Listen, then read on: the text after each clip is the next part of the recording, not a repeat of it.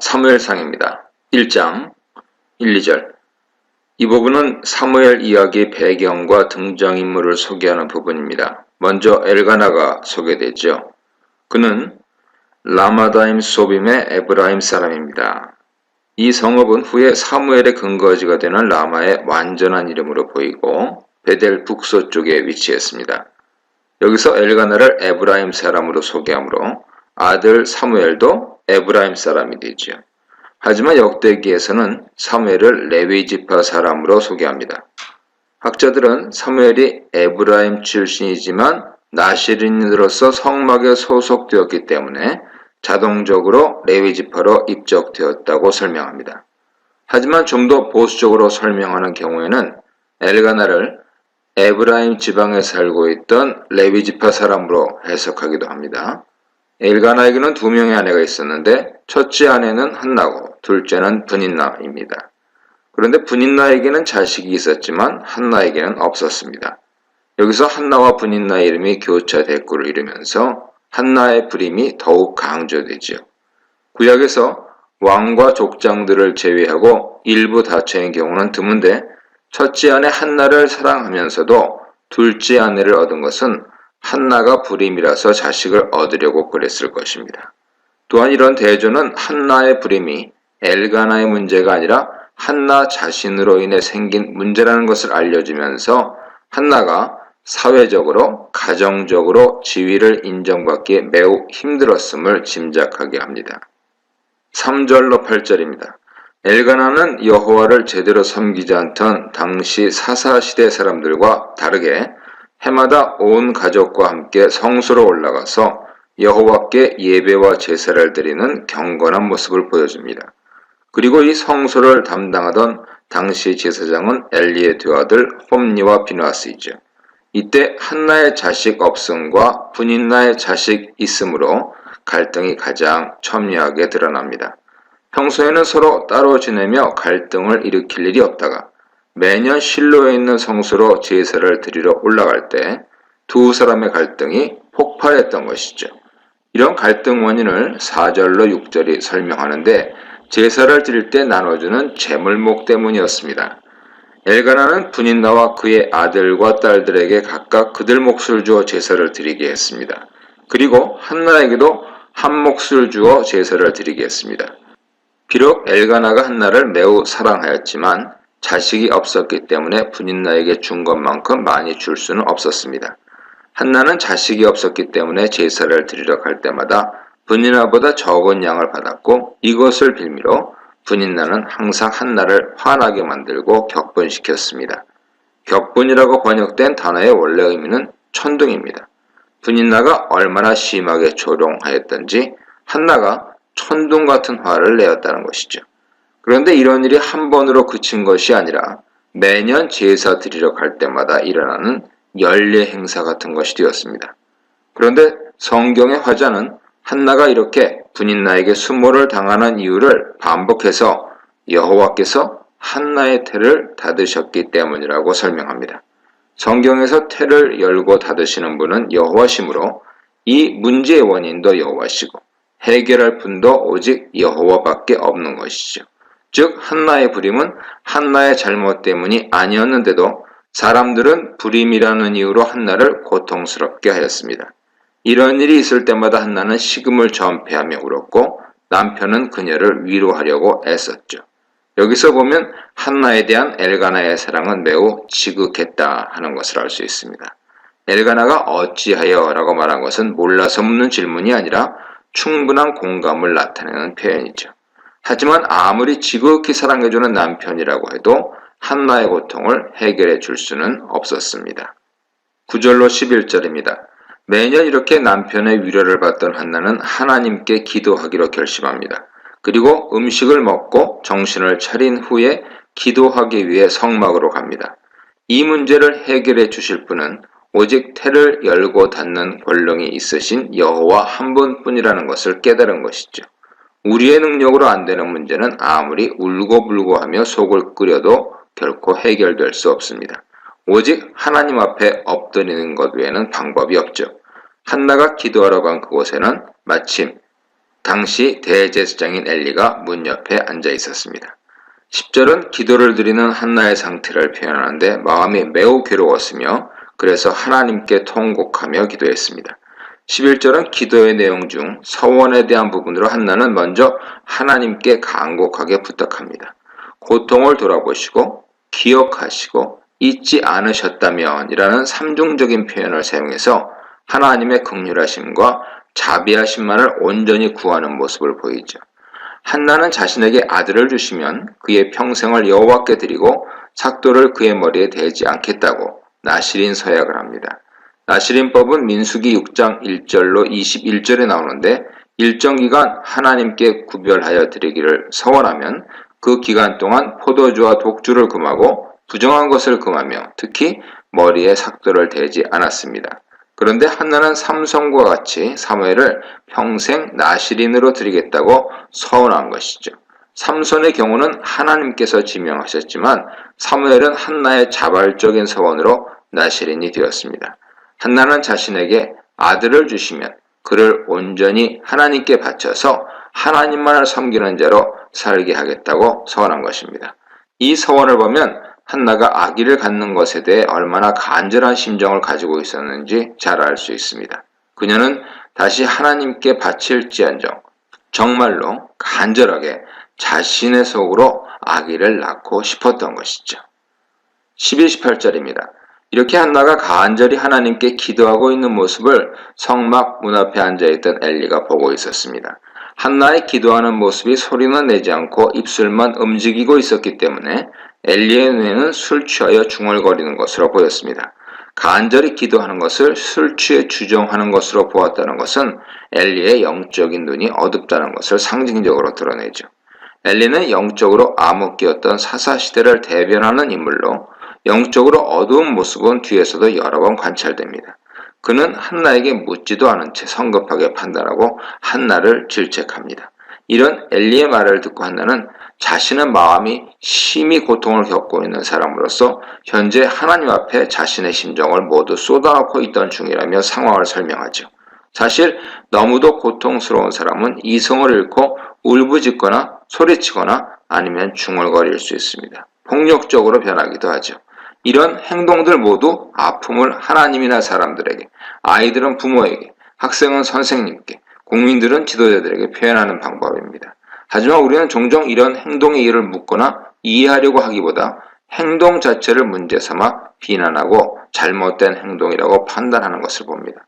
하지만 지혜롭고 선한 지도자나 부모는 먼저 그런 행동을 하는 이유부터 묻고 마음을 살필 것입니다. 한나의 말을 듣고서야 엘리는 한나에게 복을 빌어주며 하나님께서 그녀의 간구를 들어주시길 기원합니다. 한나는 엘리에게 은혜를 간구하는데 이것은 엘리의 기원이 이루어지기를 원한다는 의미죠. 그러나 한나는 엘리의 말대로 돌아가서 먹고 다시는 이 일에 대해 걱정하지 않았습니다. 그녀는 엘리의 말을 통해 자신의 기도가 하나님께 상달되었다는 사실을 확신한 것으로 보입니다. 기도는 인간이 하지만 이루시는 것은 하나님이죠. 그녀는 자신이 할 부분까지 최선을 다했고 이제 아기가 생기는지 여부는 온전히 하나님의 손에 넘겨드린 것입니다. 내가 기도하면서도 걱정하고 있다면 아직 그 문제를 내 손에 갖고 있거나 온전히 하나님을 신뢰하고 있지 못하다는 증거인 것입니다. 진정한 기도는 그 기도가 어떻게 이루어질지 혹은 언제 이루어질지 모르더라도 끝까지 선하신 하나님을 믿고 하나님께서 주시는 평안 속에서 기다리는 것이죠. 이 문단에서는 영적 불임의 사사시대, 자식 없는 불임 가문, 생명의 주인, 미래의 주인, 한나의 기도, 한나의 서원에 대해 묵상해 보시기 바랍니다. 19, 20절입니다. 여호와 앞에서 고통을 토로하며 아들을 달라고 기도한 한나는 하나님의 응답을 믿고 다음날 아침 일찍 라마에 있는 자신의 집으로 돌아갑니다. 여기서 라마는 사무엘상 1장 1절의 라마다임 소빔의 줄임말이죠. 한나와 엘가나가 동침하자 여호와께서는 한나의 기도와 그녀의 고통을 기억하시고 은혜를 베푸셔서 임신하게 하십니다. 사무엘상 1장 5절 6절에서 언급한 것처럼 해를 열고 닫는 분은 여호와라는 사실을 분명히 보여줍니다. 아이를 임신하고 무사히 낳는 것은 인간의 손에 달린 것이 아니라 하나님 손에 달린 문제입니다. 그러나 성경에 나오는 불임 여인들을 보면 불임으로 인해 많은 고통을 받았습니다. 하나님의 절대 주권을 인정하지 않고 책임을 불임 여성에게 돌리는 주변 사람들과 사회 관습 때문에 이들이 고통을 겪었다는 것을 알 수 있죠. 불임도 하나님의 섭리에 달린 문제임을 인정했다면 이런 고통은 없었을 것입니다. 아기를 임신한 한나는 아들을 낳았는데 그 이름을 사무엘이라고 했습니다.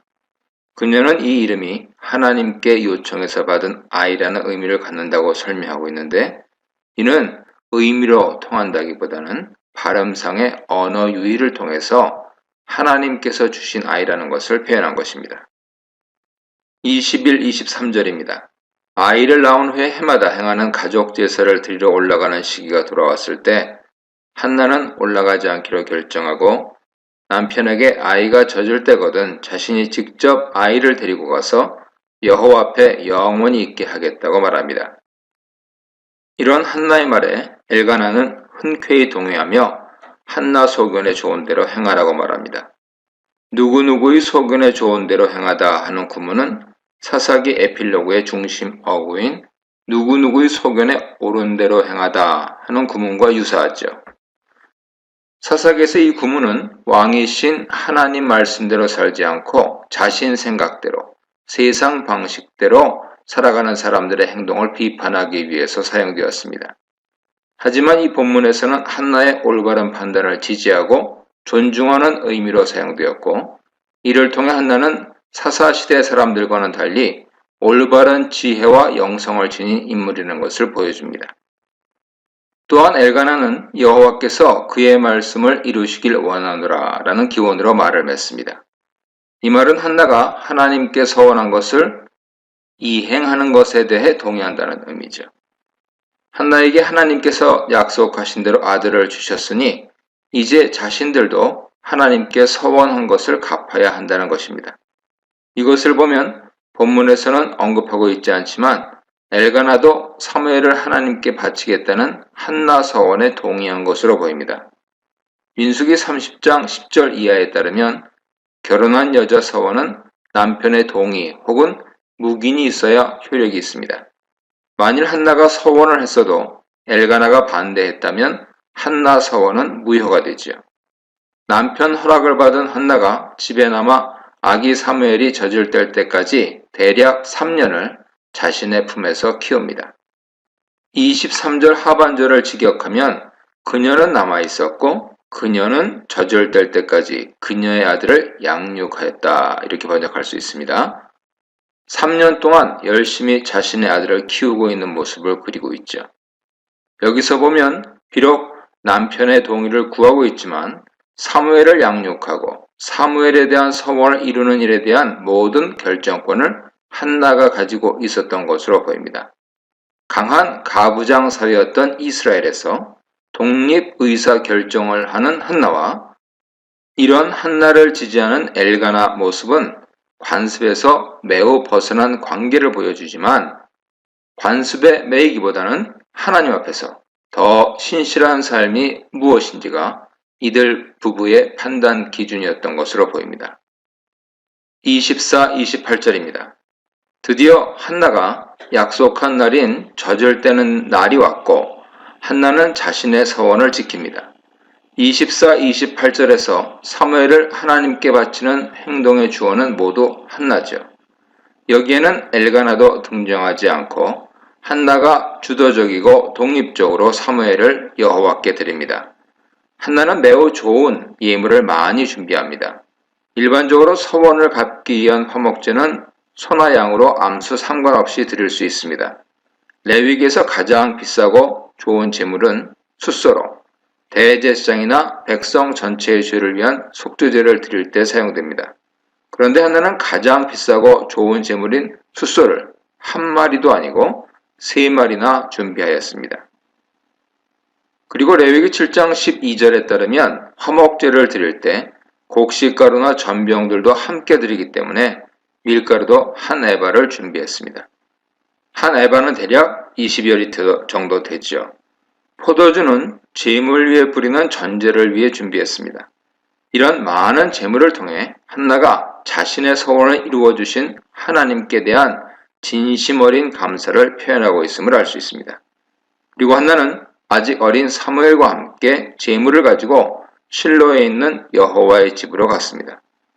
본문에서 화자는 24절 마지막 부분에서 아이가 어리다 라고 표현하고 있는데 원문을 직역하면 아이는 아이다입니다.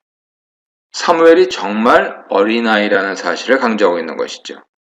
이런 강조는 한나가 얼마나 큰 헌신을 하고 있는지 드러냅니다. 아직 4살 정도밖에 되지 않아 말도 제대로 못하고 엄마와 떨어지기에는 너무 어린 아들을 하나님께 약속한 대로 하나님의 전에 영원히 바치기 위해서 데리고 온 것이죠. 한나는 먼저 숫소를 잡아 여호와께 서원제를 드린 후에 아이를 데리고 엘리에게로 갑니다.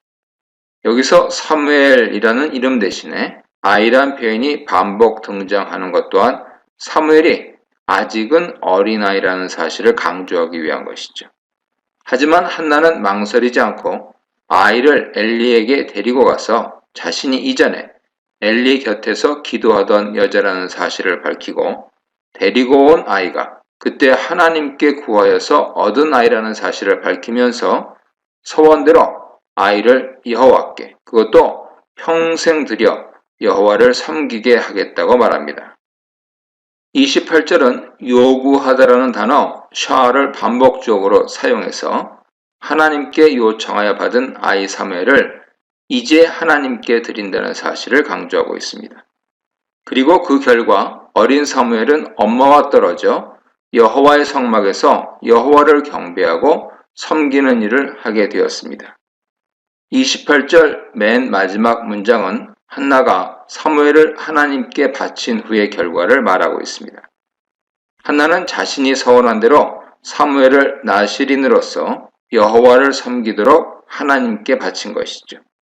이것은 너무나 당연한 말처럼 들리지만 한나의 하나님께 대한 충성스러움은 일반 사람의 것을 뛰어넘는 것입니다. 아이가 없을 때는 아이만 생기면 무엇이라도 다 할 수 있을 것 같지만 막상 아이가 생겨 내 품에서 젖을 빨고 웃고 아장아장 걸어다니고 엄마 부르며 애교를 부리는 아기를 떼어 놓아야 하는 상황이 되면 망설일 수밖에 없죠. 애시당초 맛보지 않았으면 모르지만 아이가 주는 즐거움과 행복을 알고 있는 한나가 그 아이를 자신의 품에서 떼어 엘리의 손에 넘겨주기까지 많은 갈등, 고통, 눈물이 있었을 것입니다. 아이를 데리고 도망이라도 갈까? 죽으면 죽었지 아이는 내놓을 수 없다고 하나님께 생떼라도 쓸까 하는 마음도 들었을 것입니다. 과연 그 어린 것이 엘리 제사장 집에서 제대로 자랄 수 있을지, 챙겨주는 사람도 없는데 제대로 먹긴 할지 걱정이 이만저만 아니었을 것입니다. 하지만 한나는 그 사무엘을 떠나보내고 겪게 될 모든 고통과 걱정을 기꺼이 감내하기로 결심하고 자신에게 신실하신 하나님께 자신의 신실함을 보이고 있는 것이죠. 이런 한나의 모습은 백세에 얻은 독자 이삭을 하나님의 명령대로 바치려고 했던 믿음의 조상 아브라함 모습과 유사합니다. 아브라함으로 인해 이스라엘 민족이 생긴 것처럼 한나의 하나님께 대한 충성이 암흑 시대 같은 사사기를 넘어서 새로운 이스라엘 왕국을 열기 시작했다 볼 수 있습니다. 이 문단에서는 여호와의 기업, 한나의 출산, 자기 소견에 옳은 대로 하던 시대, 하나님 소견에 옳은 대로 하는 한나, 아이를 받은 믿음, 아이를 돌려드린 믿음에 대해 묵상해 보시기 바랍니다. 사무엘상 2장입니다. 1, 2절 어린 사무엘을 여호와께 바친 한나는 감사 찬양 기도를 드립니다. 기도라고 표현했지만 여호와께 대한 찬양 성격이 더 강합니다. 찬양을 통해서 자신이 개인적으로 체험한 하나님을 누구에게나 동일하게 역사하시는 보편적인 하나님 모습으로 그리고 있습니다. 즉, 불임 상태에 있는 한나의 기도를 들어주셔서 아들을 주신 것처럼 이스라엘 백성들이 하나님께 기도할 때 하나님은 어떤 것도 들어주실 수 있는 능력이 있는 분임을 알리는 역할을 합니다. 한나는 1절에서 먼저 여호와로 인한 기쁨을 표현합니다. 1절 맨 앞과 끝에서 자신이 여호와로 인해 너무도 즐겁다고 고백하죠. 뿔은 기본적으로 짐승 머리에 나는 뿔을 의미하지만 상징적으로 위엄과 힘을 나타냅니다. 뿔이 높아졌다는 것은 머리를 높이 쳐들었다는 것으로 시편에서는 종종 승리를 나타낼 때 사용합니다. 즉 한나는 아이를 낳지 못해서 늘 움츠러들어야 했고 멸시받아야 했습니다. 하지만 이제 그녀는 자신 있게 머리를 들고 다닐 수 있게 되었습니다. 분인나가 분노하게 하는 말을 하여도 대답하지 못했고 기도조차 입을 열지 못한 채 속으로 해야 했던 그녀가 이제는 입을 크게 벌려 자신을 멸시하고 조롱하던 자들을 비웃을 수 있게 되었습니다. 여기서 내 원수들은 복수로 분인나만이 아니라 아이 못 낳는 한나를 멸시하고 조롱한 모든 사람을 말하는 것입니다. 이렇게 인생의 자존감을 찾아주시고 기쁨을 주신 분은 바로 여호와 하나님이시라 고백합니다. 2절은 여호와의 비교할 수 없는 특성을 강조하고 있는데 여호와 같은 분은 없다라는 표현의 반복을 통해서 오직 여호와만 거룩하시고 여호와만 신이시며 반석이시라고 고백합니다. 여호와만이 신이라고 고백하는 한나의 신앙은 가나안에 있는 모든 이방 신들을 섬기던 사사시대의 이스라엘 백성들과 좋은 대조를 이룹니다. 그리고 반석은 환난이나 어려움을 만날 때 피할 수 있는 든든한 피난처를 의미하죠. 여호와께서는 한나의 든든한 피난처가 되어 주셨던 것입니다. 3절로 8절입니다. 여러 가지 인생의 역전되는 모습을 보여주고 있는데요. 역전의 근본적인 힘은 바로 여호와시며 그 중에서도 사람들의 행동을 달아보시고 심판하시는 지식의 하나님이 강조되고 있습니다. 3절에서 인간들에게 교만한 말이나 오만한 말을 하지 말라고 경고합니다. 교만한 말과 오만한 말은 동의어로 스스로 높인다는 뜻이죠. 여기서 인간의 교만한 말과 대조되는 것이 둘이 있는데 첫째는 여호와의 지식입니다. 인간이 아무리 자신을 높이고 지식을 자랑해도 여호와의 지식에는 미치지 못하므로 교만해서는 안 됩니다. 둘째 대조는 인간의 말과 행동입니다. 여호와께서 평가하시는 것은 인간의 말이 아니라 행위죠. 아무리 옳고 선한 말을 해도 행동이 말과 일치하지 않고 악하고 잘못된 것이라면 여호와께서는 그 행동을 보고 그 사람의 선과 악을 평가하실 것입니다. 한나의 이런 말은 1차적으로 자신 앞에서 으스대며 괴롭히는 말을 한 분인나를 겨냥한 것입니다. 4절, 7절의 인생 역전에 대한 부분은 다음과 같은 구조를 가지고 있는데요. 4절에 힘 있는 자와 힘없는 자의 역전이 7절 하반절에 힘의 주권자 여호와와 대칭됩니다.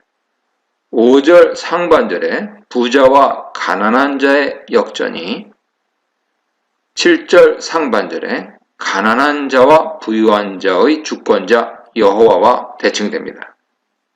그리고 5절 하반절에 다산한 여인과 불임 여인의 역전이 6절에 생명의 주권자 여호와와 대칭됩니다.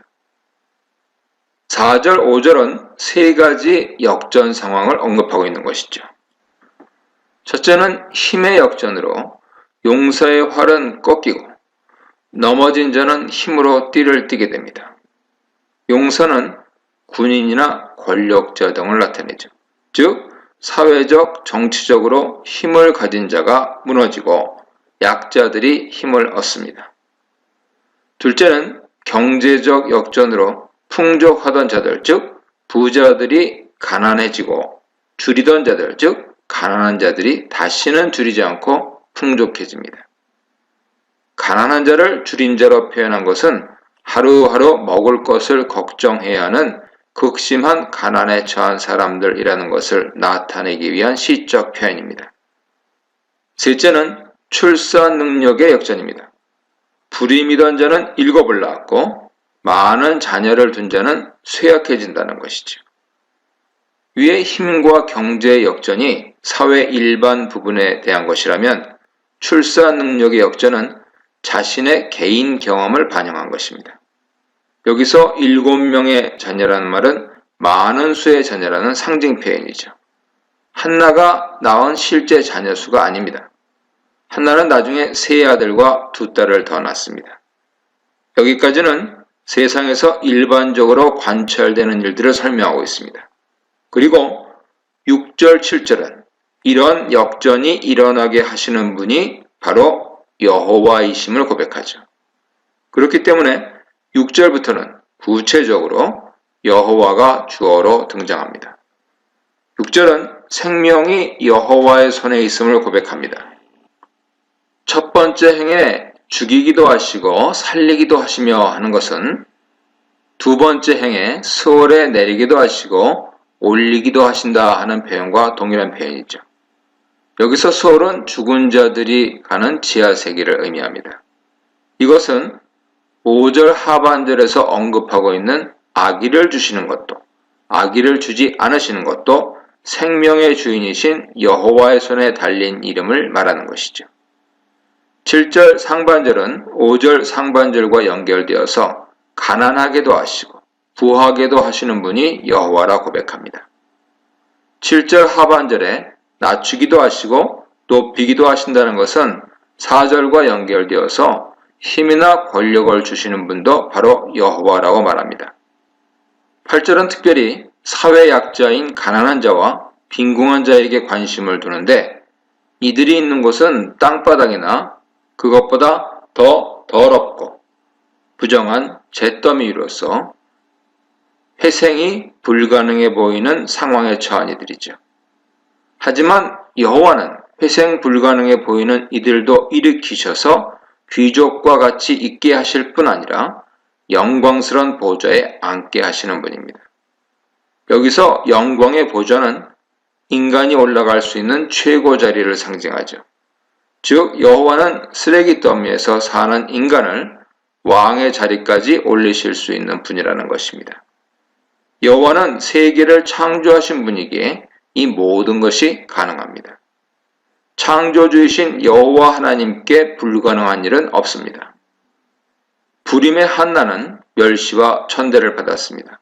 하지만 다들 할 수 없을 것이라던 임신을 하나님으로 말미암아 하게 된 체험을 통해서 한나는 하나님의 지혜와 지식과 전능하심, 즉 창조주이심에 대한 깊은 통찰을 얻게 되었습니다.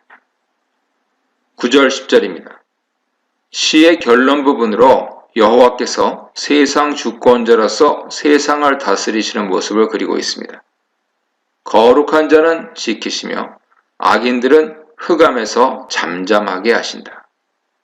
하나님께서는 자신을 의지하는 백성은 지켜주시고 악인들의 입을 다물게 하시는데 이 이미지는 1절에서 구원으로 인해 입을 크게 벌리는 여호와의 백성과 대조되면서 3절의 오만한 자와 교만한 자들은 말하지 말라는 것과 연결됩니다.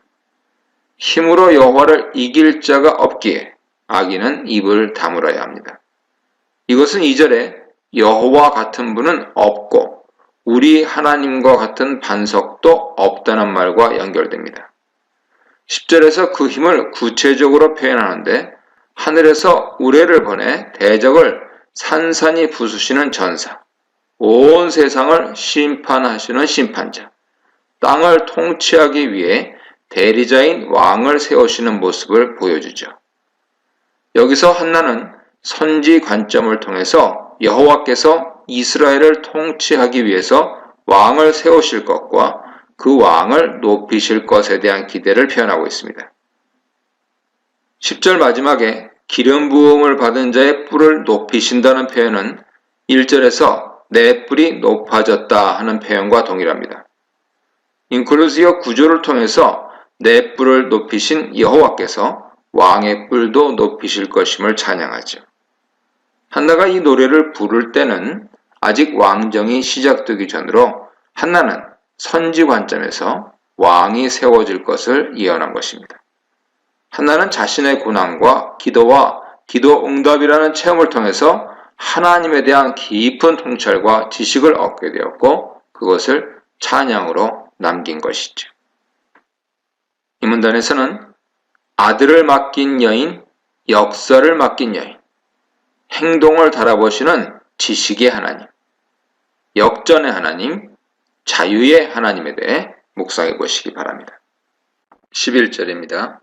한나의 기도가 끝난 뒤 엘가나가 돌아간다는 언급이 나오는데 1장 24절에서는 엘가나에 대한 언급이 없지만 한나가 사무엘을 실로에 있는 엘리에게로 데려갈 때 엘가나도 동행한 것으로 보입니다.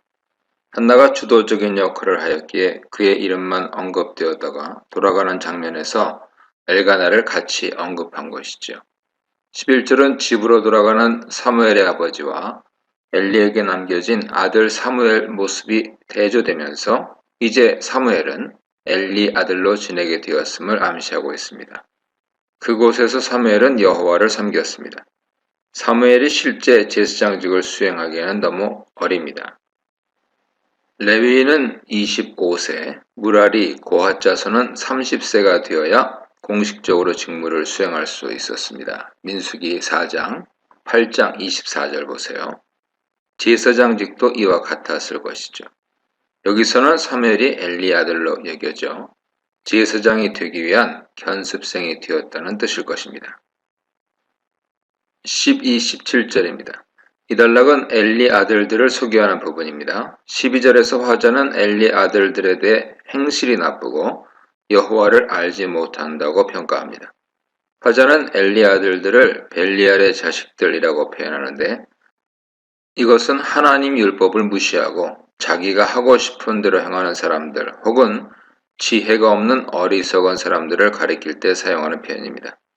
사사기 19장 22절에서 레위인 첩을 강간한 사람들이나 신명기 13장 13절에서 다른 신을 섬기자고 유혹하는 자들, 사무엘상 25장 25절에서 다윗을 돕지 않는 어리석은 나발에 대해 이러한 표현을 사용하고 있습니다.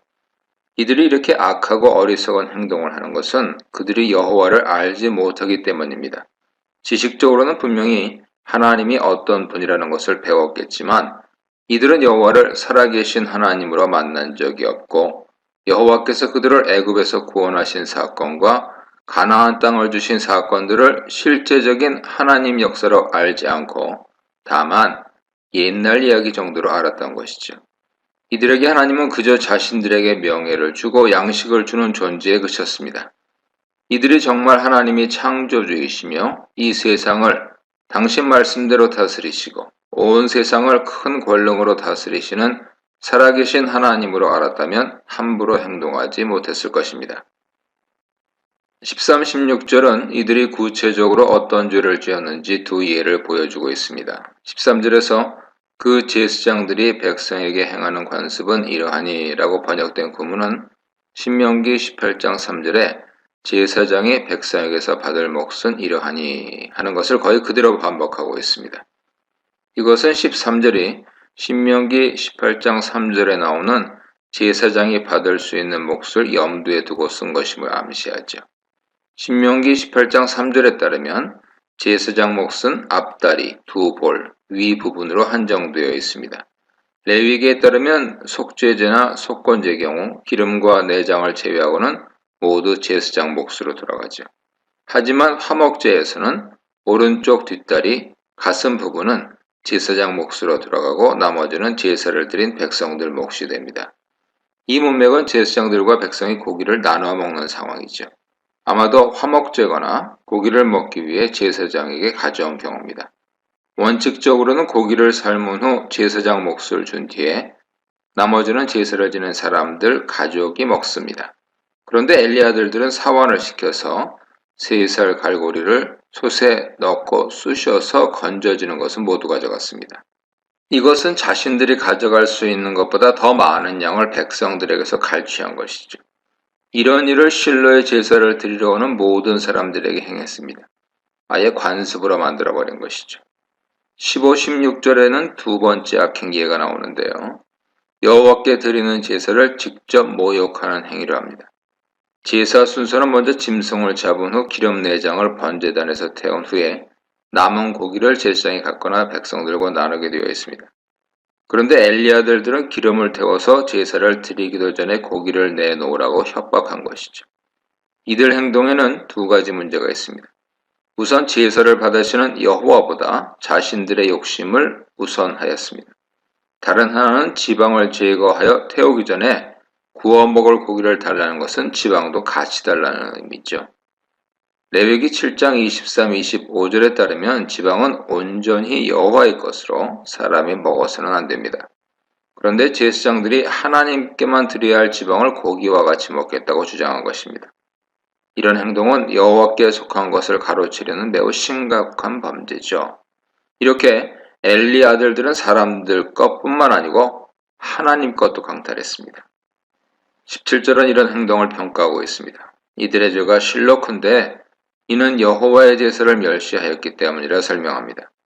제사의 멸시는 제사 규례를 만드시고 제사를 받으시는 여호와를 멸시하는 것이죠. 또한 이렇게 규례를 어긴 제사는 하나님이 받으실 수 없게 되기 때문에 제사를 드리는 예배자가 하나님께 속죄함 받거나 감사 드리는 것을 막는 매우 심각한 범죄입니다. 구약시대 제사는 하나님과 이스라엘 백성 사이의 관계를 회복하고 유지하는 수단이었죠. 그런데 엘리 아들들은 그 수단을 망쳐버림으로써 하나님과 이스라엘 백성 사이의 관계를 위험하게 만든 것입니다. 화자는 이들의 죄가 여호와 앞에 심히 크다고 평가합니다. 18, 21절입니다. 이달락은 엘리의 아들들과 대조를 이루며 한나와 사무엘이 신실하게 하나님을 섬기는 모습을 보여줍니다. 18절 그러나 사무엘은 우쉐부엘이라고 시작함으로써 엘리 아들들과의 대조를 강조합니다. 또한 사무엘을 아이라고 말하는데 17절에서 엘리의 아들들도 아이들, 소년들로 표현하고 있습니다. 두 단어 모두 히브리어로 나르죠. 두 인물 모두 아이라고 표현함으로써 둘 사이 대조를 더욱 강조하고 있습니다. 출애굽기나 레위기는 사무엘이 입은 세마포 에봇은 언급되지 않고 제사장이 입는 금실과 여러가지 색실로 만든 황금색 에봇이 언급되고 있습니다. 아마도 세마포 에봇은 일반 제사장들이 제사장 직무를 행할 때나 성물을 다룰 때 입은 앞치마나 허리에 두르는 옷으로 보입니다. 이런 모습은 매우 성실하게 여호와를 섬기는 태도를 보여주는 것이죠. 또한 사무엘 가족은 매년 제사를 드렸고 그때마다 한나는 자라나는 사무엘을 위해 겉옷을 지어다 주었습니다. 한나는 겉옷을 통해 자신이 사무엘을 기억하고 여전히 사랑하고 있다는 것을 보여주었습니다. 작은 겉옷이라는 표현은 아직 사무엘이 어리다는 것과 어린 사무엘을 여호와의 전에 떼어놓고 그를 그리워하는 한나 모습을 상상하게 만들죠. 한나는 어린 자식을 떼어놓고 힘든 시간을 보내고 있지만 그럼에도 불구하고 자신의 서원을 꿋꿋하게 지키고 있는 것이죠. 이런 한나에게 여호와께서 복을 주십니다. 엘리는 신실한 엘가나와 한나를 보며 사무엘을 대신하여 다른 자손을 주시길 기원해 줍니다. 그리고 여호와께서는 한나를 찾아오시죠. 돌보시다로 번역된 히브리어 바카드는 기본적으로 방문하다, 관심을 가지다라는 뜻입니다. 엄마로서 자식을 향한 정과 그리움을 참으며 여호와 앞에 신실하게 사는 한나를 보고 계시던 하나님께서 드디어 한나를 찾아오시고 그녀에게 사무엘을 대신하여 3 아들과 2 딸을 주셨습니다. 하나님을 의지하고 하나님께 헌신한 한나에게 하나님께서는 큰 축복으로 응답하셨죠. 한나의 모습을 보면서 과연 우리는 하나님 앞에서 신실하게 살기 위해 고통을 감수하고 인내하며 살고 있는지 되돌아봐야 합니다. 한나처럼 기도하여 응답받았다는 이야기는 많이 하지만 자신의 서원을 이루기 위해 인고의 나날을 보내는 고백들은 우리 주위에서 잘 듣기 어렵죠. 우리가 한나에게 배워야 할 것은 서원 기도를 하고 응답받는 것이 아니라 인내와 아픔 속에서도 서원을 지켜나가는 모습입니다. 하나님은 이런 사람을 진정으로 사랑하시고 복 주십니다. 이 문단에서는 여호와 앞에서 자라는 사무엘, 여호와를 알지 못하는 엘리 아들들의 악행, 여호와께 후사를 받은 한나에 대해 묵상해 보시기 바랍니다. 22, 26절입니다. 엘리에 대한 소개부터 시작하지요. 엘리는 나이가 많은 사람이었습니다. 엘리가 죽었을 때 98세였으므로 적게 잡아도 80세는 넘는 나이였을 것입니다. 여기서 엘리 나이를 언급하는 것은 그가 나이가 많아서 아들들을 엄하게 훈육하고 징계하지 못했다는 것을 나타내기 위해서입니다. 엘리는 아들들이 온 이스라엘에게 행한 일, 즉 여호와의 제사를 멸시하고 백성들의 재물을 강탈한 것과 회막문에서 수종드는 여인들과 동침한다는 소문을 듣습니다. 엘리 아들들의 죄가 점점 심각해지고 있는 것을 볼 수 있죠. 회막문에서 수종드는 여인들과의 동침은 분명 간음죄에 해당됩니다. 간음죄는 사형에 해당하는 심각한 범죄인데 이러한 범죄를 여호와를 섬기기 위해 다른 사람보다 더 엄격한 거룩함이 요구되는 제사장들이 공공연하게 저질렀다는 것은 이들의 타락 정도가 매우 심각하다는 것을 보여줍니다. 그리고 죄는 인간을 부정한 상태로 만들며 더 이상 하나님께 제사를 드릴 수 없는 상태가 되게 합니다. 하나님께 제사를 드려야 하는 제사장이 부정하면 그 제사 또한 부정해져서 하나님께서 받지 않으시죠. 그러므로 제사장의 죄는 개인의 문제에서 끝나는 것이 아니라 공동체 전체를 위험하게 만드는 일입니다. 그렇기 때문에 엘리는 아들들을 책망하여 너희가 여호와의 백성으로 범죄하게 만든다 말한 것이죠. 자식들의 잘못을 들은 엘리는 아들들을 불러 책망합니다. 엘리가 아들의 악행을 들었다는 말을 2번이나 반복하는데 처음에는 수서 의문문으로 두 번째는 직접적으로 그런 일을 하지 말라고 권고합니다. 엘리는 아들들의 죄의 심각성을 설명하는데 제사장으로서 이들의 죄는 여호와의 백성이 여호와의 율법을 어기게 만드는 행동이라 말해줍니다. 구약 이스라엘에서 제사장은 제사를 통해 하나님과 백성 사이를 연결하는 중요한 역할을 하고 있었기에 제사장의 거룩함은 제사가 하나님께 온전히 드려지는데 매우 중요한 요소였죠. 만약 범죄하거나 사체 등을 만져 부정하게 된 제사장은 제사를 드려서는 안 되며 부정 상태에서 드린 제사는 하나님께서 받지 않으십니다. 엘리의 아들들이 드린 제사는 하나님께서 받지 않으시기에 백성들의 죄는 해결되지 않은 채 남게 됩니다. 이것은 하나님 백성과 하나님 사이 관계를 끊어놓는 매우 심각한 범죄지요. 그리고 여호와께 범죄한 것에 대해서는 누구도 개입할 수 없으며 아무리 강구해도 소용없다고 한탄합니다. 엘리는 분명히 아들들의 죄를 지적하고 야단쳤지만 아들들이 제사장직을 수행하지 못하게 하지는 않았습니다. 그 자신도 자식들이 제사장직을 하지 못하게 하므로 제사의 거룩성을 회복하려 하기보다는 자식들에 대한 애정이 더 앞섰던 것입니다. 말로만 하는 질책을 엘리의 아들들도 듣지 않았습니다. 아들들의 행동에 대해 사무엘서 화자는 여호와께서 그들을 죽이기로 작정하셨기 때문이라고 설명합니다. 이런 화자의 설명은 하나님께 범죄한 아들들을 위해서는 아무도 중재할 수 없다는 엘리의 말이 사실임을 보여줍니다. 대제사장이자 아버지의 중재도 실패했기 때문입니다.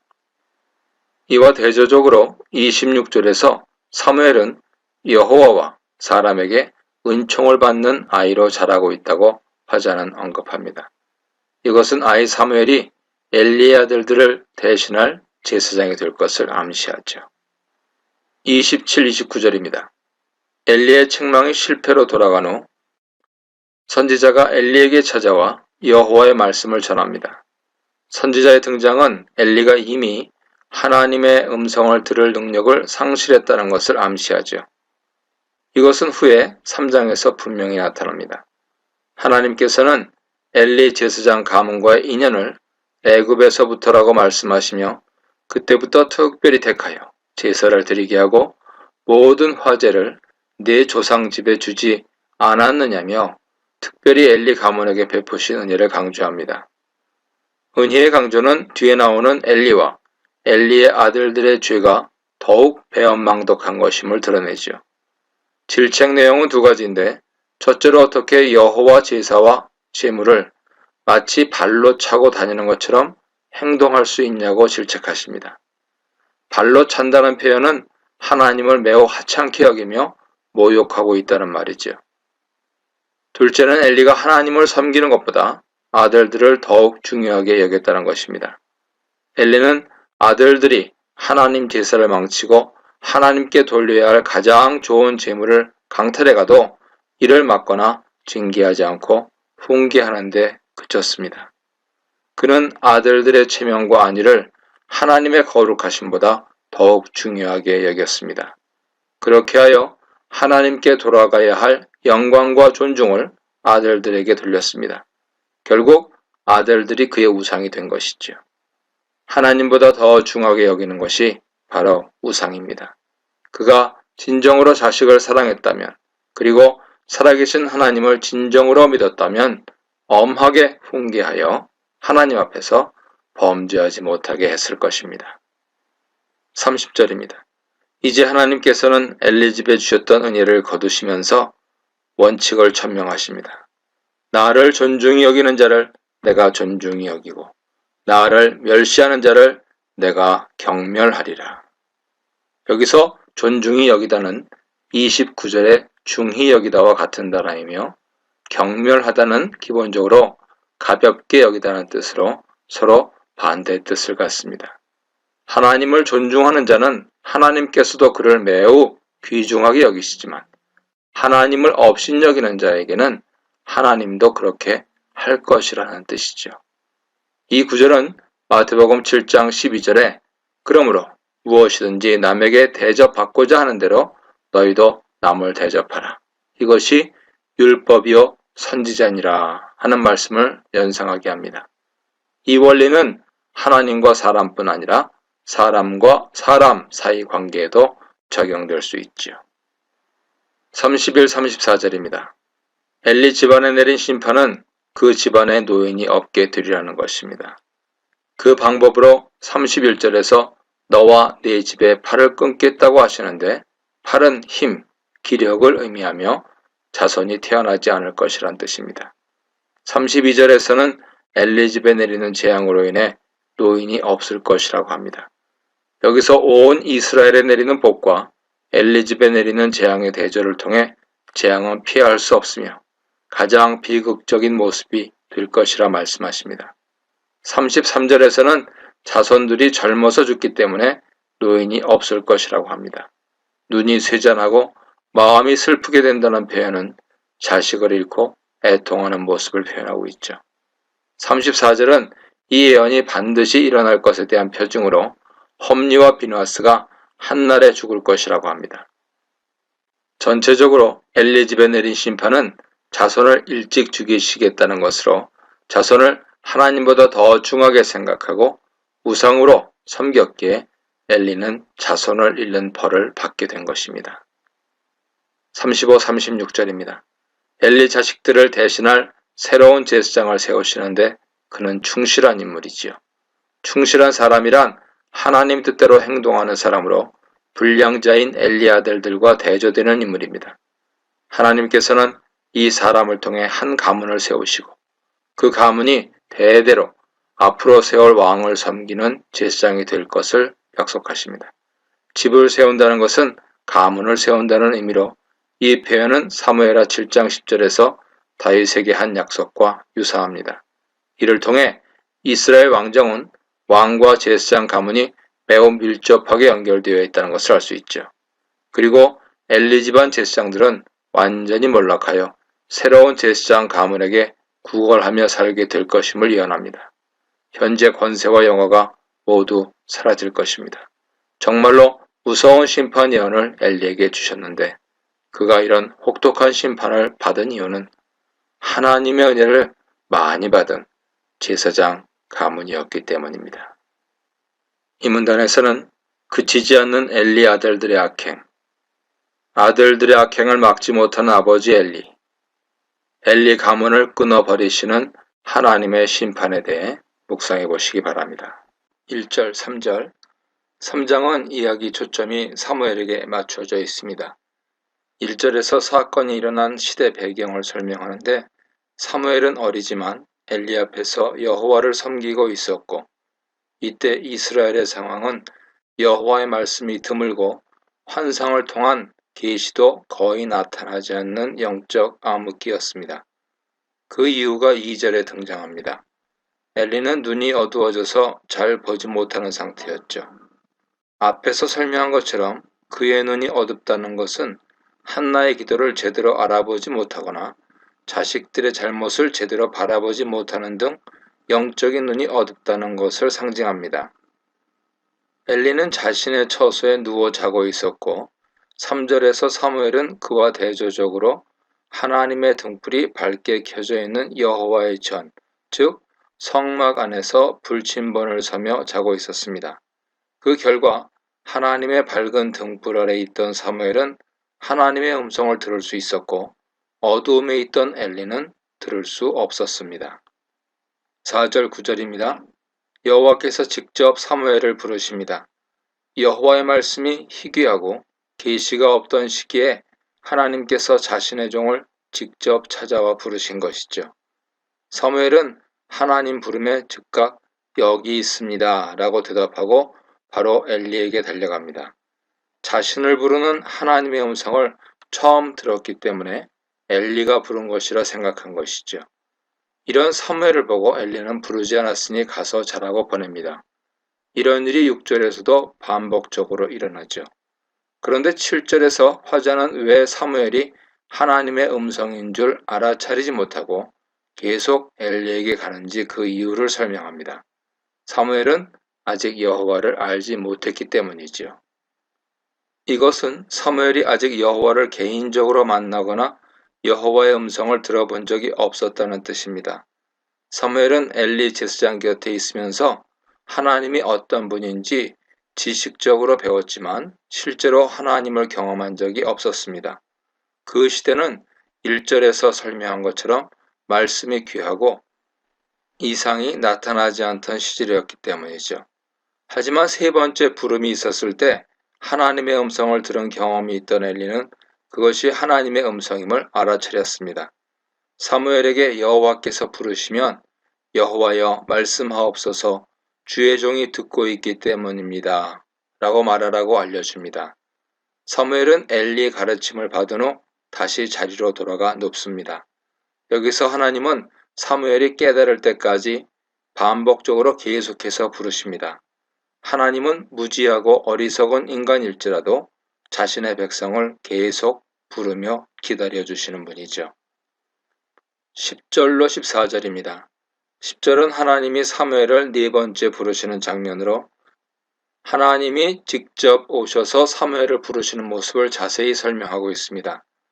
여호와께서 서 계시다는 표현은 여호와께서 어떤 형태로든 사무엘에게 임재하셨다는 것을 의미하며 15절에 따르면 사무엘도 어떤 형태인지 알 수 없지만 하나님 임재 모습을 보았습니다.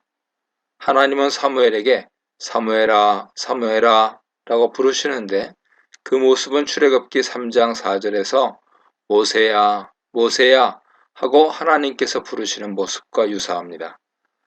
반복해서 이름을 부르는 것은 하나님이 그들 인생의 결정적인 순간에 그들을 부르신다는 것을 표현한 것으로 해석할 수 있습니다. 여기서 사무엘이 환상을 본다는 것과 이름이 불렸다는 것은 눈이 어두워 더 이상 환상을 보지 못하는 엘리를 대신하여 새로운 제사장으로 하나님의 선택을 받았다는 것을 의미합니다. 11, 14절은 엘리 집에 대한 심판 선언이죠. 여호와께서는 사무엘에게 처음 나타나셔서 엘리 집에 대한 무서운 심판을 선언하셨습니다. 11절에 그것을 듣는 자마다 두 귀가 울리리라 하는 표현은 열왕기하 21장 12절과 예레미야 19장 3절에만 나오는데 두 본문 모두 재앙을 선언하면서 이 표현을 사용하고 있습니다. 그러므로 여기서 하나님께서 이스라엘 중에 하실 일이란 엘리 집안에 재앙을 내리는 일이라는 것을 알 수 있죠. 12, 13절에 나타난 엘리 집에 대한 재앙의 특징은 첫째로 처음부터 끝까지 진행되는 완전한 파멸이고 둘째로 영원한 심판입니다. 13절 하반절에서 그 이유를 간략하게 설명하는데 아들들은 저주를 자청하는 행동을 했고 엘리는 이를 꾸짖어 말리지 않았기 때문이죠. 그리고 엘리 집의 죄는 절대 속죄함을 받지 못할 것이라 선언하십니다. 여기서 짐승제물과 소제물은 모든 종류의 제사를 통칭하는 것으로 어떤 제물과 어떤 제사로도 죄사함 받을 수 없음을 나타내는 것입니다. 사무엘에게 알려주신 심판 선언은 2장에서 선지자를 통해 엘리에게 말씀하신 심판 선언보다 더 강렬합니다. 처음부터 끝까지 이룰 심판, 영원한 심판, 영원히 속죄하지 못함 등의 표현은 매우 극단적이고 강렬하죠. 이런 표현들을 통해 엘리와 그의 아들들에 대한 하나님의 분노가 얼마나 큰지 알 수 있습니다. 15, 18절입니다. 등잔불이 켜져 있던 한밤중에 하나님 말씀을 들은 사무엘은 아침이 오고 성막의 문이 열렸지만 선뜻 엘리에게 갈 수 없었습니다. 엘리 집에 대한 하나님의 무서운 심판 메시지를 환상을 통해 보았기 때문이죠. 하지만 여호와께서 사무엘에게 어떤 메시지를 주셨는지가 궁금한 엘리는 사무엘을 불러 숨기지 말고 말해달라고 정중하게 부탁하며 맹세까지 합니다. 하나님을 섬기는 대제사장이 더는 하나님의 음성을 듣지 못하고 도리어 어린 사무엘에게 하나님이 하신 말씀을 알려달라고 부탁하는 이 장면은 신앙생활에서는 나이나 지위가 중요한 것이 아니라 하나님과의 관계가 가장 본질적이며 가장 큰 권위임을 보여줍니다. 엘리 요청에 사무엘은 숨김없이 자세하게 이야기했고 이 말을 들은 엘리는 그 말씀을 하신 분이 여호와시고 그의 눈에 좋을 대로 행하실 것이라며 하나님 심판의 정당성을 인정합니다. 엘리는 비록 자식들을 더 사랑하고 하나님의 제사를 경시하는 죄를 범하였지만 심판 선언을 듣고는 자신의 죄를 깨닫고 하나님의 심판을 온전하게 받아들입니다. 이는 죄를 깨닫지 못하고 돌이킬 생각도 전혀 하지 않았던 엘리의 아들들과는 다른 모습이죠. 그렇더라도 피할 수 없었습니다. 죄를 알기만 했을 뿐 돌이키지는 않았기 때문입니다. 19, 21절입니다. 하나님을 만난 이후에 행한 사무엘 사역에 대한 요약입니다. 사무엘은 계속 자라갔고 그때 하나님께서는 사무엘과 늘 함께 계셨습니다. 그리고 그에게 계속 나타나시며 말씀하셨고 사무엘은 그 말씀을 백성들에게 전하였습니다. 그가 전한 여호와의 말씀은 하나도 틀린 것이 없었죠. 신명기 18장 22절에서 참 선지자와 거짓 선지자에 대한 구별이 나오는데 선지자가 말한 것이 이루어지지 않으면 거짓 선지자가 됩니다. 이것은 말하는 대로 이루어지면 참 선지자라는 것을 의미하며 사무엘이 여호와의 이름으로 전한 말씀이 반드시 이루어졌다는 것은 사무엘이 여호와의 참 선지라는 것을 말해줍니다. 이스라엘 온 백성들도 그 사실을 알았습니다. 21절에서 여호와께서 다시 실로에서 사무엘에게 나타나셨다고 했는데 다시로 번역된 단어는 계속해서라는 의미로 사용되었습니다. 이 단락은 하나님께서 사무엘에게 나타나신 사건을 계기로 영적 권위가 엘리 가문에서 새 인물인 사무엘에게 넘어갔다 하는 것을 알려주죠. 비록 제사장 가문 출신도 아니며 아무 배경도 없는 어린 사무엘이지만 여호와를 예배하는 본질적인 일에 충실했기에 여호와께서는 그를 선택하시고 그를 통해 새 시대를 만들어 가시는 것이죠. 이렇게 3장은 1절에서 여호와의 말씀과 환상이 희귀했던 시대로 시작했지만 마지막 21절에서 사무엘을 통해 여호와의 말씀과 환상이 이스라엘의 풍부해진 모습으로 끝나고 있습니다. 이 문단에서는 어두워져가는 엘리와 밝아지는 사무엘, 사무엘을 높이시는 하나님, 엘리 가문을 낮추시는 하나님에 대해 묵상해 보시기 바랍니다.